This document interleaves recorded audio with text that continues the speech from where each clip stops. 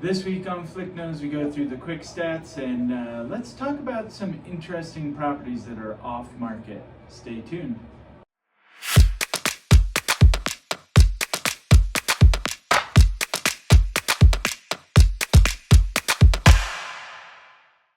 Hey everybody, thanks for tuning in. Another episode of Flick Knows. We're going to hit the quick stats here. In the last 7 days, we're seeing 29 new properties. Pending properties, we're seeing 32 properties have sold, and 40 properties have price reduced. We are into November here. We're almost to the end of the year. We're 6 weeks away from the end of the year, and I think some folks are ready to make some deals and get their properties closed before that Christmas break. Today on the market, active listings were at 909. We were at 1,072, I think, about 14 days ago. We're at 500 choices, which is down about 40 or so. So we're seeing some new construction closing, which is bringing that active listings down a little bit more and making it a little bit more realistic comparatively, year over year, if you will, or maybe historically. So we're still pretty low inventory-wise. Historically speaking, transaction volume is very low right now, especially across the country here. We're typically on average in that 5.5 million transactions across the entire country. And now, we're in that 3-ish million, I believe is where we're at these days, across the entire country. So transactions are happening, volume is down. I think a big part of that is interest rates. The interest rates are proving to be quite stubborn. August, September, we got down into the low sixes. We're hovering around that 7 again now, which is where we were before.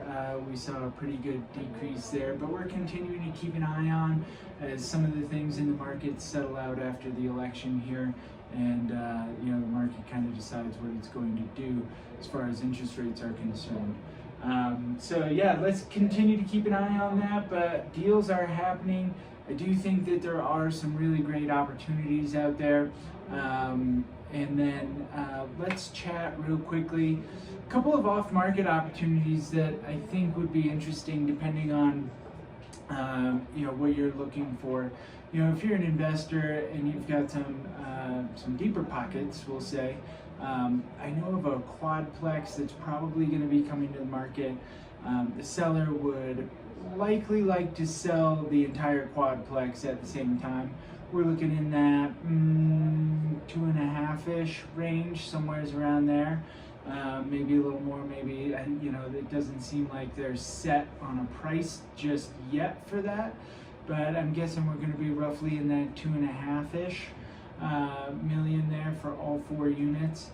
And then if they decide to sell them individually, of course, each one will be priced separately. But 3-bedroom, 2-bath, 2 of those on the end units there with a 1-car garage, and then the center units are 2-bedroom, 2-bath with 1-car garage. So really, really great property. They're doing some updates on the interior of it right now, and you probably have to do some exterior updates eventually, but really unique opportunity for here in Summit County to be able to purchase the entire 4-plex. We've got some off-market 1-bedrooms that I know of in the Keystone area that would be really compelling. In its current state would need a little bit of work. The seller is intending to do some updates to it before bringing it to the market, probably midwinter, early spring time frame.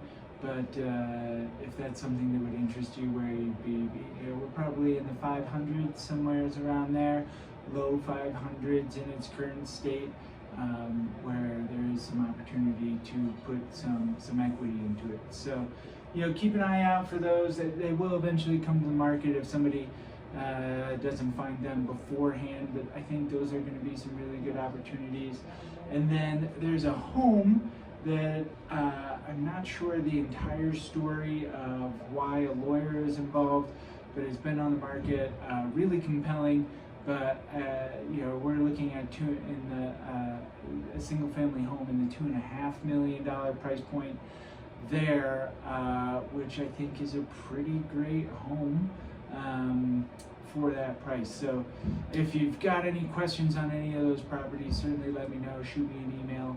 I can send you what information I have or what I'm able to at this time. Sorry about the lights. My office, you can't see right now, but it is pretty tore up.